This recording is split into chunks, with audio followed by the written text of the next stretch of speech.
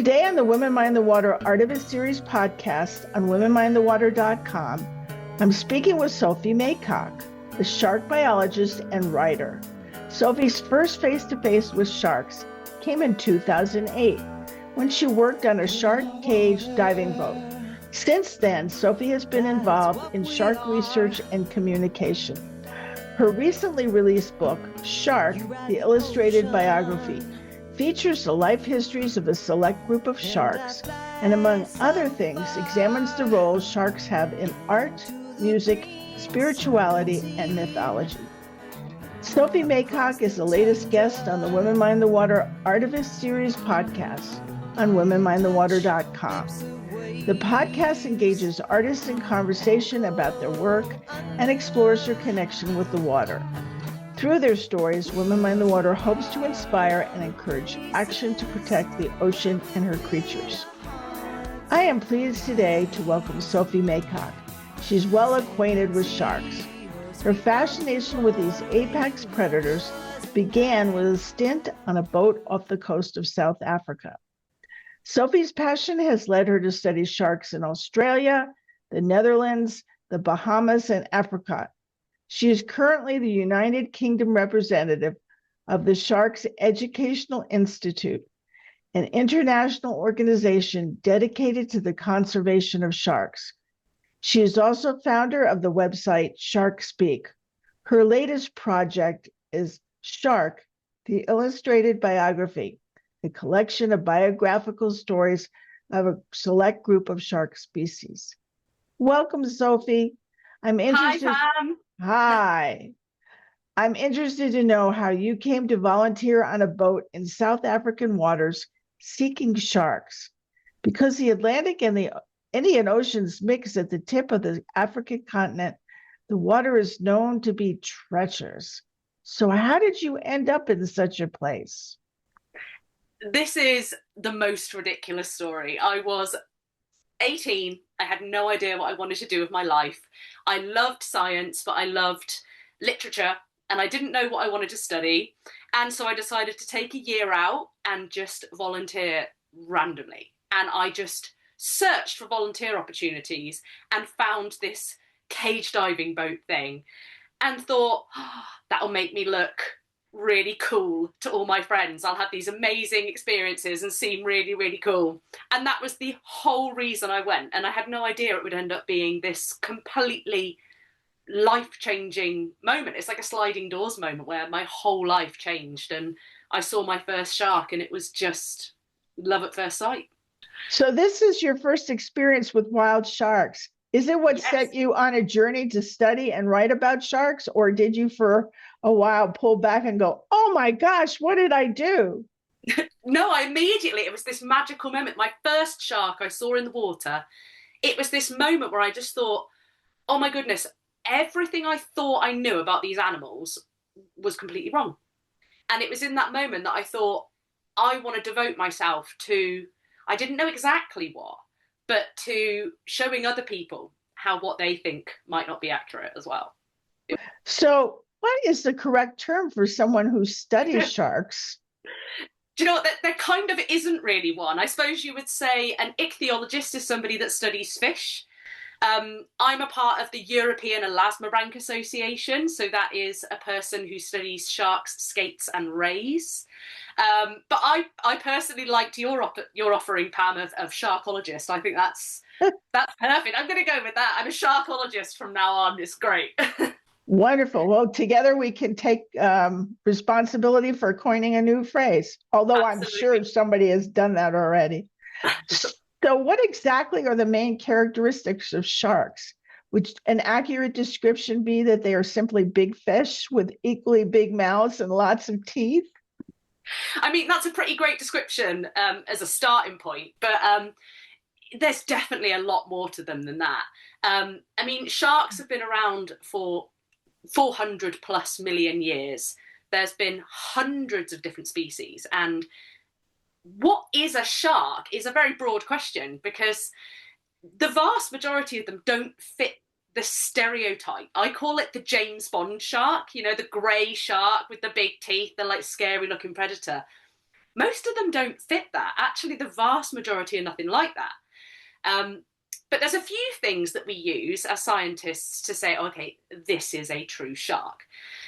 So the first most important thing to say is they are fish. So they are not related to dolphins or to whales. They are fish.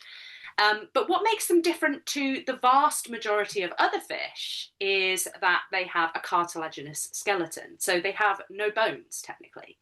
And we compare that to bony fish like herring or mackerel or tuna, and it shows us straight away that they're very different. Another thing that's really important about sharks that makes them very different is that they never stop growing new teeth. And this isn't something that we see in all animals, as you know, we don't have this capability. So that's a really important identifier. And also they have these really extra special teeth that actually line their whole skin. Believe it or not, sharks' whole skin is made up of modified teeth called dermal denticles. And under a microscope, you can literally see the little pointed tooth-shaped scales that you don't find on other fish. So that's a really good identifier. And the last one that's like a really important one is how they breed, actually, because what most people don't realise is that sharks actually breed by internal fertilisation. They're like us, they mate, and the babies grow inside the mother. Some lay eggs, but what's different to other fish is that the eggs are fertilised when they're laid. You think about spawning fishes that lay the eggs, and then the male comes along to fertilise them. It's a completely different strategy. So they're really, really different to most fish, and that's what makes them very successful.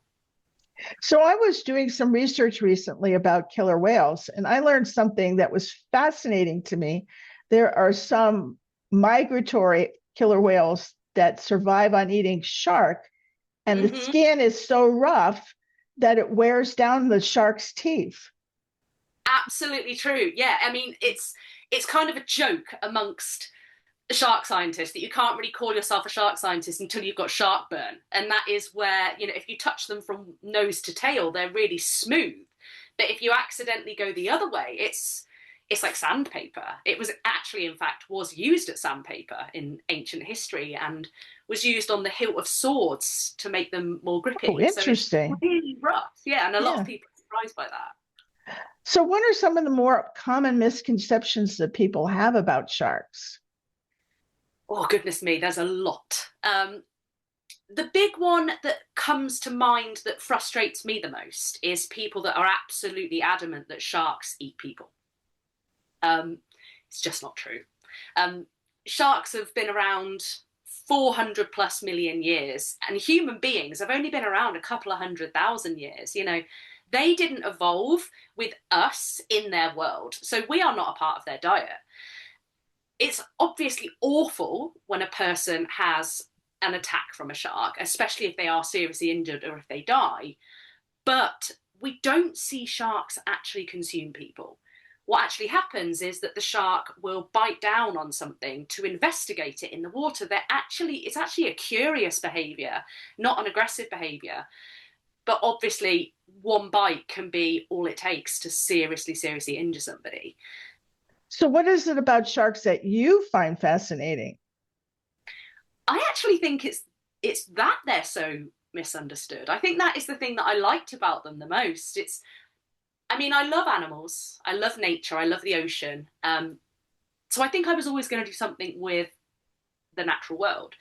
But I think I like that sharks are kind of the underdog. Like they have a bad reputation and people are wrong about them. And maybe I'm a little bit argumentative and I enjoy that back and forth of saying, oh, actually, no, like what you think is not accurate.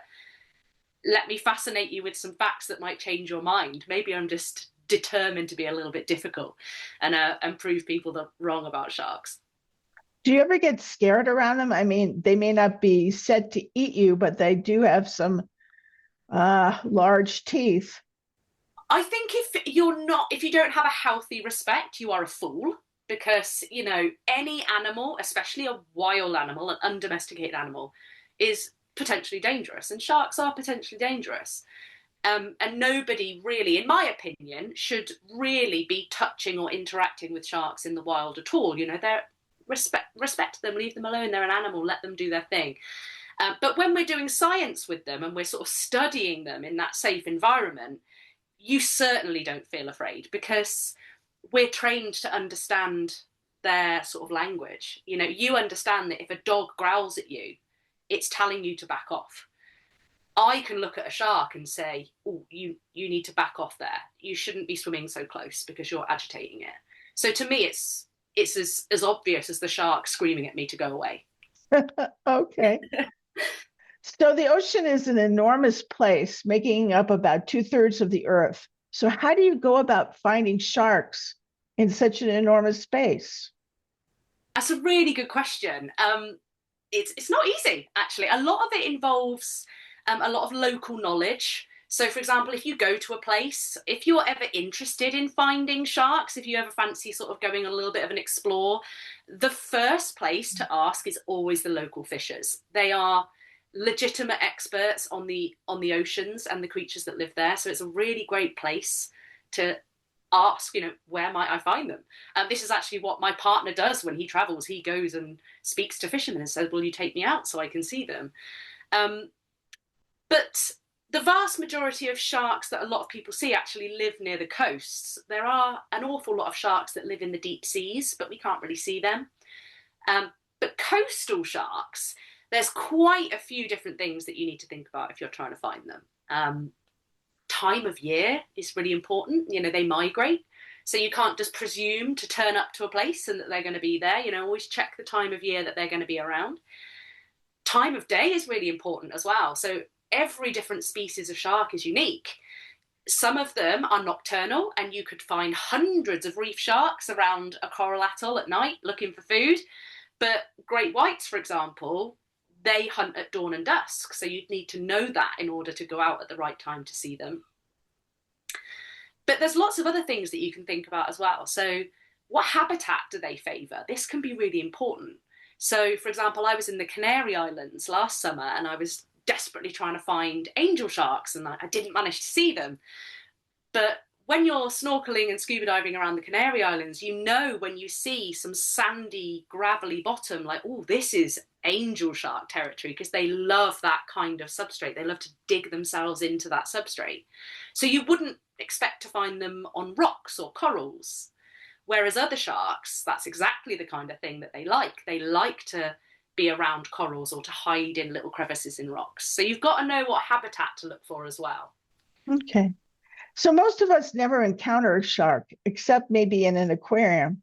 So why should people care about sharks? Oh, that's a really good question. And I actually love that question because in this world, you know, there's so many concerns that we have. And what is it about sharks that should make them extra special?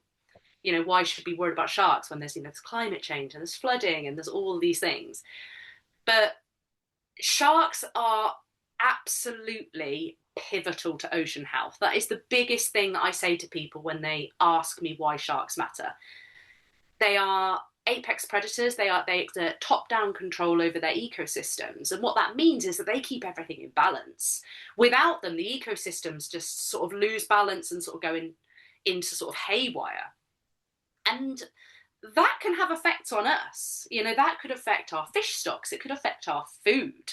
It can affect people's livelihoods. It could affect tourism. So even if you don't care about sharks as such, if you don't like them or you're frightened of them, you definitely need to be thinking about how it's still important to protect them. Because, yeah, sharks are scary, but there is nothing scarier than the thought of a world without sharks in it. That would be a serious problem. Okay. Tell us about Shark Speak. You run a website on the internet, and who is your intended audience and what can they expect to find on Shark Speak? Shark Speak is my absolute life passion. You know, my background was as a hardcore research scientist, but I'm also a creative person. I love writing and I love reading, and Shark Speak is kind of where those two things collide. And I've made this site that is open access. It's free for anyone and everyone to go on and see, and I'm also on social medias. And the idea of it is to translate science into something that everybody can enjoy and be interested in. The audience is adults or young adults. It's probably not something that's geared towards children, because there's some projects out there that are already doing that and they're doing it brilliantly. So I didn't want to even try to compete with them. It's really about writing articles to help people to have access to all of this wealth of information that they don't even necessarily know is out there. Because, you know, a lot of science is locked up in institutions or online in places that people just don't see it. So I want to bring it to the forefront and let them see it. Right. So speaking about being a writer, you recently published a book, Shark, the Illustrated Biography, which I see behind you. Indeed, and, yeah. And you looked at a select group of sharks. So how did you choose the sharks in the book? Dan Abel and I, my co-author on the book, really had some back and forth about this, because this was really important to us. We called them our heroes. We wanted hero species that represented a lot of different kinds of sharks. But that would have been easy. We could have said, oh, okay, well, we need one from this group, we need one from that group. But then the problem lies in that we actually don't know anything about that group. So we can pick a shark and say, oh, let's make it a hero, but there's no science on it yet. We don't know anything about it. It's a mystery. So we tried to balance getting a lot of diversity in the hero species, but making sure that they were very well studied by science and well understood, so that we could really tell their stories in detail.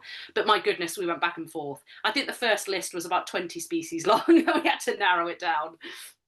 In addition to their life histories, you write about the role of sharks in art, literature, spirituality, mythology, and music. Do sharks make sound? Is that what you mean by shark music? Do you know, this is a really, really present thing that we've just learned, which is really, really cool. We have this year just discovered a first shark actively making a sound that we know of. It's really cool. It's this little smoothhound shark, and they clack their jaws together and make this little clicking sound. And we suspect it's some kind of threat display or sort of expression of distaste, you know, sort of like, let me go, don't touch me. But we're not 100% sure yet. But sharks don't have vocal cords, so they can't speak, they can't sing, they don't make sounds that way.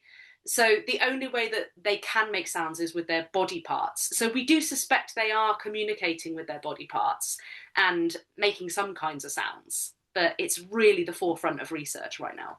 Interesting. You said smooth hound? Smooth hounds, yeah, they're called smooth hounds. It's a group of sharks. They're quite small, very, very cute looking. One of these species that no one's ever heard of, smooth hounds. So what are some of the examples of how sharks figure in mythology? This was my favorite chapter to write in the book, because I knew nothing about it until we decided to include it in the book. So I really got to dig deep and really, really research it. I think when I wrote the first draft, it was 3 times too long and we had to cut loads out. But there are sharks in mythology all over the world. Mythology, art, music, religion. It would probably be easier to list where they're not. But they're most prevalent in sort of the Pacific Island nations, which makes sense because these are seafaring people with lots of sharks. Especially Hawaii is a massive hotspot. There are lots of important shark myths there. But what's really interesting about it is that coming from a Western culture, we might expect a certain story to be told about sharks. But when we delve into these ancient myths, that's not what we find. Actually, what we find is a massive wealth of cultures celebrating and venerating sharks, and actually they're gods and they're guiding spirits and they're helpers. And you contrast that with Western mythology, where we've almost villainized them and demonized them, and it's very, very different.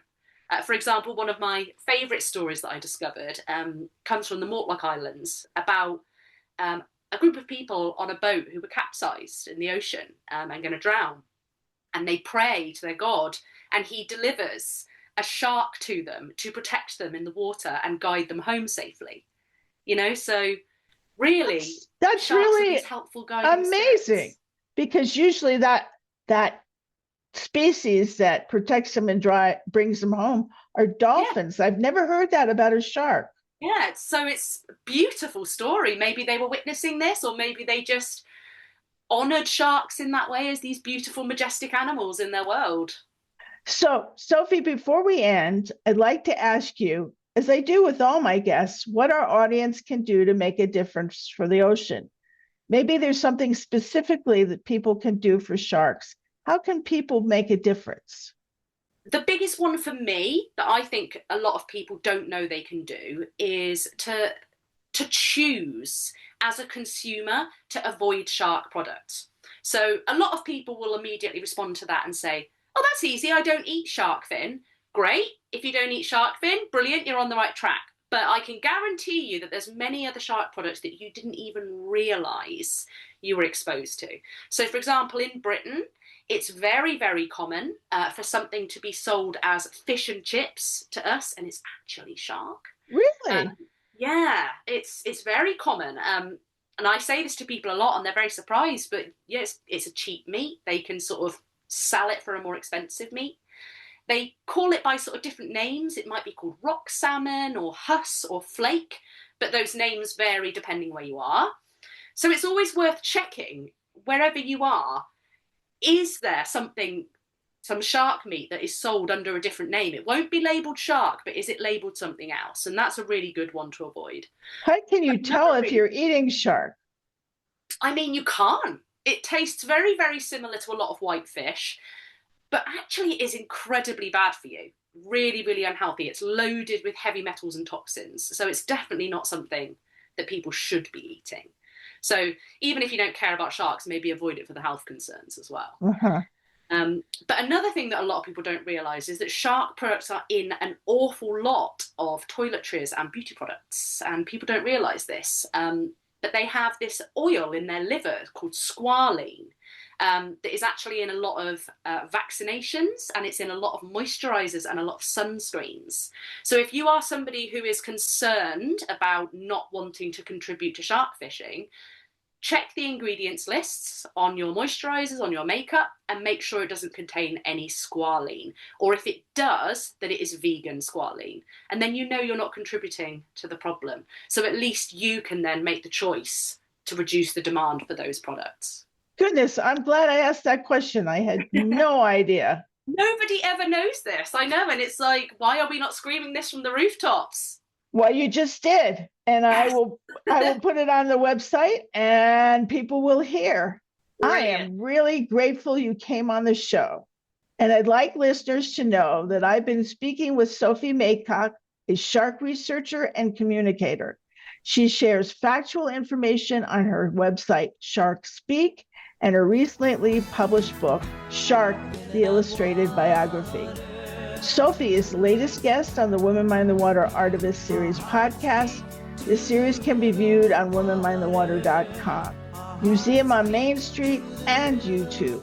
An audio-only version and a transcript of this podcast is available on womenmindthewater.com, on iTunes, and Spotify. Women Mind the Water is grateful to Jane Rice for the use of her song, Women of Water. All rights for the Women Mind the Water name and logo belong to Pam Ferris-Olson. This is Pam Ferris-Olson.